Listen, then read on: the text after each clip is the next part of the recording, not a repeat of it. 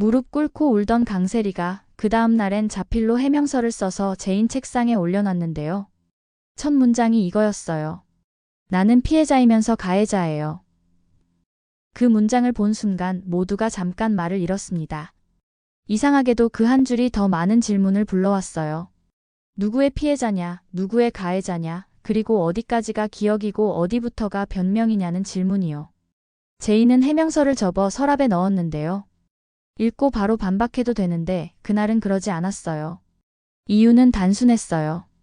강세리와 논쟁을 벌일수록 지호와 회사는 뒤로 밀려났거든요. 제인은 순서를 정했어요. 아이부터 시스템부터라고요. 그 사이 강세리는 스스로를 설득하듯 같은 말을 반복했어요. 나는 속았고 그래서 속였고 그래도 사랑해서 버텼다. 말이 원처럼 제자리로 돌아오더라고요. 동그라미가 점점 좁아지다 보니 결국 한가운데로 빨려 들어가는 기분이 들었고요.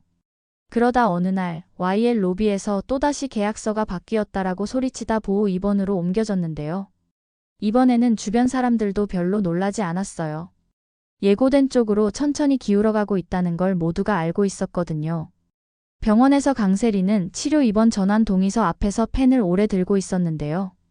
의사가 증상에 비해 빠른 치료가 도움이 된다고 차분히 설명하자 강세리는 의외로 현실적인 질문을 했어요. 이 약을 먹으면 제가 했던 선택들을 덜 떠올리게 되나요? 의사는 솔직하게 말했죠. 덜 떠오르지는 않는데요. 떠오를 때 다르게 볼 힘을 돕기는 해요. 강세리는 고개를 끄덕이더니 펜으로 서명했어요. 그리고 종이를 넘기면서 아주 작게 중얼거렸는데요. 다르게 보고 싶어요. 그게 시작이겠죠. 문장을 짧게 자르니까 거짓말이 줄어드는 느낌이 들었고 그건 그 자체로 다행이었어요. 황기찬은 그 무렵부터 스스로의 하루를 정리하기 시작했는데요.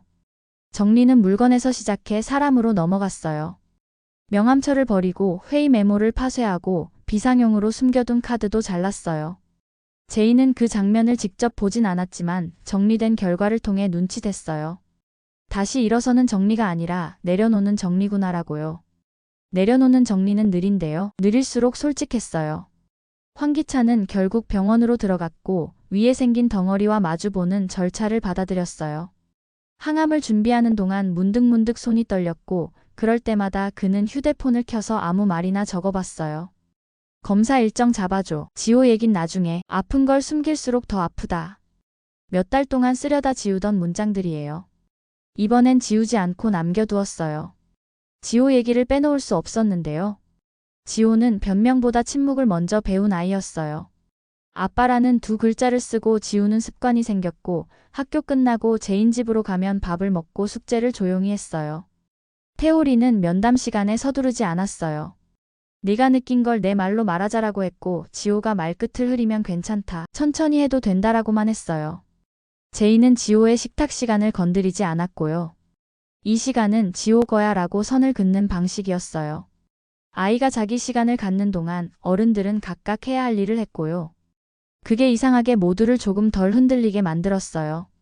강세리는 치료가 시작되자 말을 빠르게 줄였는데요. 대신 종이에 짧은 목록을 썼어요.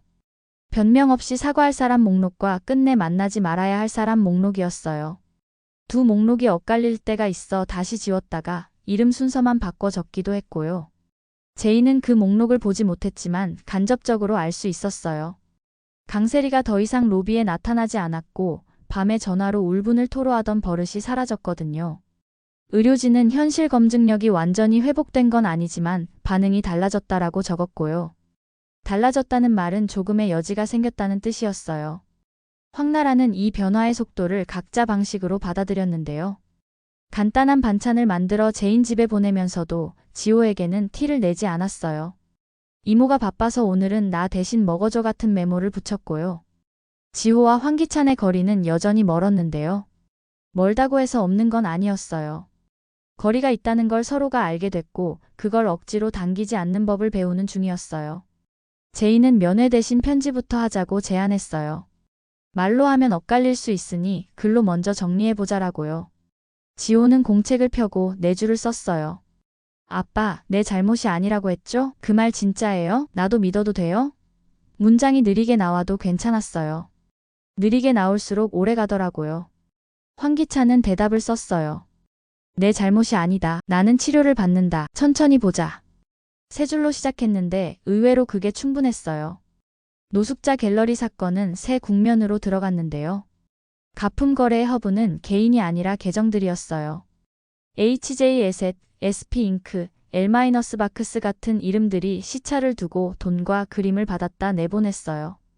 제이는 이 흐름을 압수수색 영장과 연결했고 회사 내부에서만 해결할 일이 아니라는 걸 분명히 했어요. 강세리의 이름이 찍힌 장부는 여전히 무겁게 남아 있었고 강세리는 그 무게를 피하지 않는 연습을 했어요. 면담 일지 맨 끝줄에는 이렇게 적었더라고요. 미안하다고 말할 때 변명을 붙이지 말자. 단순한 문장이었지만 강세리에게는 가장 어려운 문장이었어요. 시간은 느리게 흘렀고 그 느림이 사람들을 살렸는데요. 제이는 회사에 보고 체계를 낮추고 불필요한 직함을 없앴어요. 이름을 자주 부르자 사람이 보였고 사람이 보이자 문제도 보였어요. 태오리는 지호의 일상을 덜 흔들리는 시간 중심으로 설계했어요. 숙제 시간, 밥 시간, 잠자리 시간 같은 단순한 고정점들이었어요. 고정점이 생기자 지호의 표정이 하루에 한 번은 밝아졌고요. 어느 저녁 황기찬은 항암 부작용으로 힘든 날을 보냈는데요. 황나라는 미음 그릇을 내려놓고 문 밖으로 물러섰어요. 오늘은 말 안 할게. 대신 종이 한 장 두고 갈게. 종이에는 큰 글씨로 두 줄이 적혀 있었어요. 지호에게 미안하다고 직접 말할 것, 치료 계획에 서명할 것. 이상하게도 이런 단순한 목록이 사람을 움직이더라고요. 황기찬은 펜을 들어 두 번째 줄에 먼저 서명했어요. 치료는 서명으로 시작하니까요. 병동 다른 층에서 강세리는 면담시 금지어를 스스로 정해보았어요. 사랑해서와 잠깐 실수 두 단어를 쓰지 않기였는데요. 그 말을 빼고 이야기하려고 하니 남는 문장들이 오히려 정확해졌어요. 돈이 필요했다, 불안했다, 두려웠다 같은 단어들이요. 정확해질수록 눈물이 덜 났고 눈물이 덜 나니 메모가 더 또렷해졌어요. 치료라는 게 거창한 게 아니고 거짓말 줄이는 연습이라는 걸 그는 느리게 깨닫는 중이었어요. 제이는 서랍에서 강세리의 해명서를 다시 꺼내 잠깐 읽었는데요. 첫 문장만 그대로 두고 밑에 한 줄을 더 적었어요. 누구의 피해자였는지는 나중에 따지자. 오늘은 누구의 가해자인지만 먼저 보자. 종이를 다시 접어넣고 대외 메일함을 정리했어요. 그 어느 때보다 사무적이었는데 그 사무성이 모두를 살리는 공기처럼 느껴졌어요. 가끔은 냉정이 따뜻함을 대신하더라고요. 이렇게 방향을 바꾸었더니 하루가 전보다 덜 요란해졌는데요. 요란하지 않다고 해서 멈춘 건 아니었어요. 조용히 움직이는 것들이 더 많아졌고요. 지호는 편지로 첫 대화를 열었고 황기찬은 서명이 필요한 칸을 빈 칸으로 두지 않았어요. 강세리는 금지어를 지키며 한 줄씩 사과 연습을 했고 제이는 사람 대신 시스템을, 분노 대신 절차를 선택했어요. 다음은 아마도 이런 순서로 올 거예요. 지호가 편지 대신 아주 짧은 면담을 먼저 선택하고 황기찬이 그 면담에서 세 문장만 말하겠다고 약속하고 강세리가 면담 일지 첫 줄에 변명 없이라는 네 글자를 크게 써 넣겠죠. 제이는 그날 회사에선 아무 결제도 하지 않고 사람 이름만 부르며 하루를 보낼지도 몰라요. 그게 이 사람들에게는 지금 가장 다른 방향이고 그래서야말로 필요한 방향이더라고요. 큰 소리로 무너뜨리는 대신 조용히 고쳐 쓰는 일. 막장으로 흐르던 문장을 손으로 한 글자씩 지우고 다시 쓰는 일. 그 일에 다들 오늘도 힘을 보태는 중이었어요. 여러분도 혹시 비슷한 경험이 있으시다면 때로는 큰 변화보다 작은 시작이 더 중요할 수 있다는 걸 기억해 보세요. 오늘 영상이 재미있었다면 좋아요와 구독 부탁드리고 다음에 또 만나요.